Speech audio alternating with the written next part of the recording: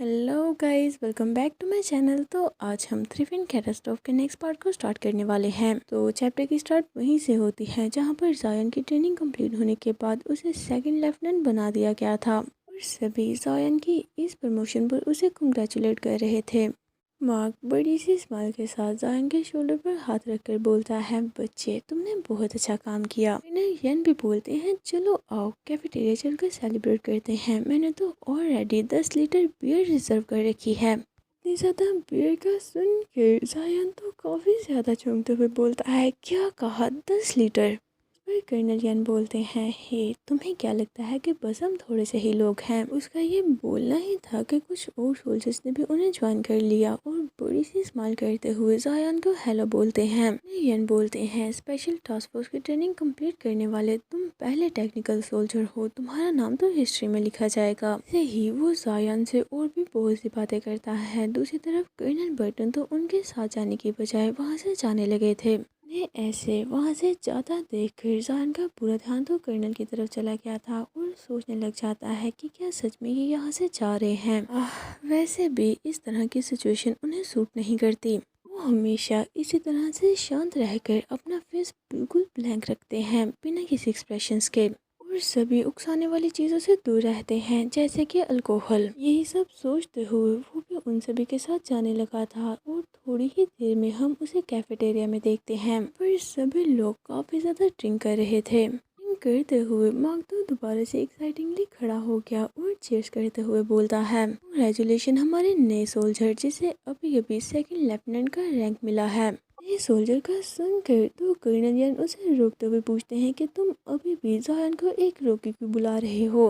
इस पर मार्क हंसते हुए बोलता है, ये अभी भी बिल्कुल पहले की तरह रोके ही है। डिफरेंस सिर्फ इतना ही आया है कि अब ये पहले जितना क्लूलेस नहीं, यानी कि इसकी सेंसेस पहले से ज्यादा शार्प हो चुकी हैं। दूसरी तरफ कहते तो उनकी ये बातें सुनकर मुंह बना रहा था और फिर अचानक से ही उसने तो जायन की गोद में सर रख लिया और उससे बोलता है, मैं सच में तुम्हें एडमायर करता हूँ। तुम दोबारा से अपना रिसर्च का काम करने वाले हो। क्या तुमने सोचा है कि तुमने किस चीज़ पर रिसर्च करनी है? इस पर जायन को सोचते हुए बोलता है, मैंने कुछ वायरसेस को आपस में मिलाने का ट्राई किया है, लेकिन अभी तक मुझे वो रिजल्ट्स नहीं मिले जो मैं चाहता था। ये सुन के कहते ने तो फौरन से अपनी आइज ओपन कर ली और थोड़ा चौंकते हुए पूछता है, वैसे तुम्हें किस तरह के रिजल्ट चाहिए? जिस पर जायन तो नोटी वे में कहते कि हिप पर स्लैप मारते हुए बोलता है, ऐसे रिजल्ट्स जिससे इस पार्टिकुलर पार्ट की स्ट्रेंथ बढ़ सके। जायन की इस हरकत पर कहते का फेस तो बिल्कुल ही रेड हो गया था और वो जायन पर गुस्सा करने लग जाता है।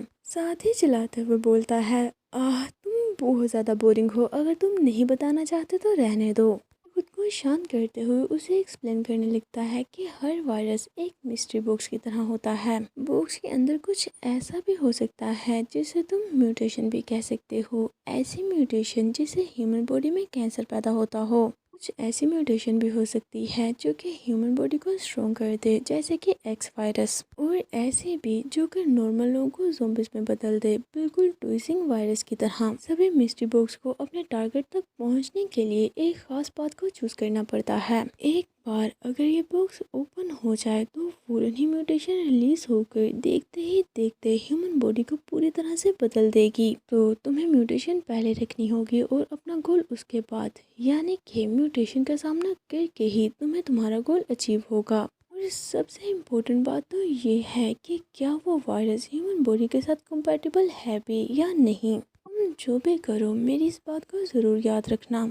कहते कि ये सारी बातें जायन काफ़ी गौर से सुन रहा था। उसकी आंखें चमकने लगती हैं जैसे कि उसे कोई आइडिया आ चुका हो। अगले ही सीन में हम रिसर्च इंस्टीट्यूट को देखते हैं जहाँ पर जायन अपने हाथ में एक वायरस पकड़े स्माइल करते हुए बोलता है, इसमें कोई शक नहीं कि सभी लोग कहते को जीनियस को बुलाते हैं। उसके आइडियाज़ को तो आंखें बंद करके भी फॉलो किया जा सकता है। अभी सिर्फ हाफ मंथ ही गुजरा है, उसने तो ऑलरेडी एक नया वायरस बना भी दिया। साथ ही उसे एक गन में लोड करने लगता है, बिल्कुल वैसे ही गन जिसका यूज़ करते हुए लास्ट टाइम उसने खुद में वायरस इंजेक्ट किया था। ये सोचते हुए कि इस नए वायरस की एफिशिएंसी और स्ट्रेंथ पिछले वायरस से कई गुना ज़्यादा है, वो खुद में वायरस इंजेक्ट करने लगा था। लेकिन ऐसा करने से पहले उसे कर्नल बर्टन की बात याद आ गई और उसके हाथ वहीं पर रुक जाते हैं।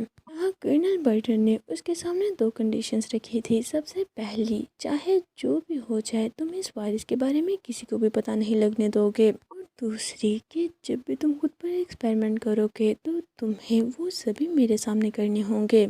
ये बात याद आते ही वो टर्मिनल का यूज़ करते हुए कर्नल को कॉल कर देता है। ऐसे ही कर्नल ने कॉल यस की तो जायन थोड़ा घबराते हुए उन्हें हेलो कर्नल बोलता है। साथ ही उसने पूरी बात कर्नल को बता भी दी। इस पर कर्नल उसे 5 मिनट के अंदर अंदर रूम 002 में मिलने का बोलते हैं, जहाँ पर वो ये एक्सपेरिमेंट करने वाले थे। जैसे ही वो रूम में पहुंचा तो रूम को देखते हुए सोचने लग जाता है, जहाँ तक मुझे याद है ये रूम तो स्पेशल टास्क फोर्स का एक्सक्लूसिव ट्रेनिंग रूम है कि बस ऑफिसर रैंक, मेजर और उसके ऊपर के लोग ही यूज़ कर सकते हैं। और इसका डोर भी हाईटेक 3 लेयर सिक्योरिटी से प्रोटेक्टिव है। सच में ये टेक्नोलॉजी तो काफ़ी कमाल की लग रही है। इतने में वहाँ पर कर्नल बर्टन भी आ गए। जैसे ही जायन की नज़र कर्नल पर पड़ी वो तो बस उन्हें देखता ही रह गया, क्योंकि कर्नल इस टाइम कैजुअल क्लोथ में थे और सच में इन क्लोथ में तो वो कुछ ज़्यादा ही हैंडसम लग रहे थे।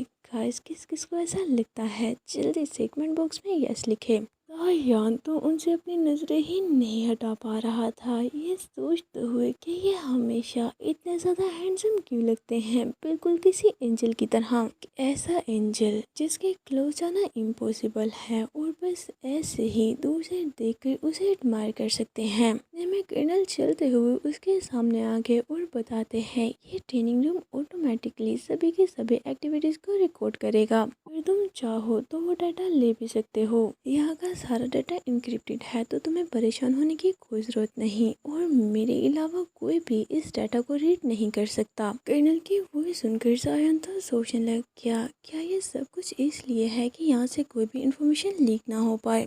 में कर्नल मुड़ते हुए बोलते हैं, यहाँ पर कोई ज़ॉम्बी नहीं है, तो सिर्फ मैं ही तुम्हारा ओपोनेंट हूँ। इनकी ये बात सुनकर जायन तो काफ़ी ज़्यादा चौंक गया कि आखिर कर्नल ये क्या बोल रहे हैं। कर्नल चलते हुए उसे थोड़ा दूर चले गए और फिर जायन की तरफ मुड़कर उसे स्टार्ट करने का ऑर्डर करते हैं, जिसे सुनकर जायन भी स्टार्ट करता है। उसने उसे वायरस वाले गन को अपने नेक पर रखते हुए खुद ने वायरस इंजेक्ट कर लिया। साथ ही उसने अपनी आँख भी बंद कर ली थी। जैसे जैसे वायरस उसकी बॉडी में फैल रहा था, पूरी बॉडी में काफ़ी तेज़ी से चेंजेस होने लगती हैं। पूरी तरह से वायरस स्प्रेड होते ही उसने जब अपनी आईज ओपन की तो सच में इस लुक में तो वो बहुत ही किलिंग लग रहा था। साथ ही टाइमर स्टार्ट हो जाता है। तो अब देखना ये है कि ये वायरस इंजेक्ट करने के बाद क्या जायन कर्नल बर्टन को पूरी टक्कर दे पाएगा या नहीं। नेक्स्ट पार्ट में हम इन दोनों सीक्रेट लवर्स की फाइट देखने वाले हैं। तो इसी के साथ आज का ये पार्ट यहीं पर एंड करते हैं। अगर आपको ये वीडियो अच्छी लगी हो और आपने इसे यहाँ तक देखा है तो प्लीज़ जाने से पहले इसे लाइक ज़रूर कर दें और साथ ही साथ मेरे चैनल फन एक्सप्लेनेशन को सब्सक्राइब भी कर दें। तो चलिए मिलते हैं आपसे नेक्स्ट वीडियो में। Until that take care of yourself and bye bye.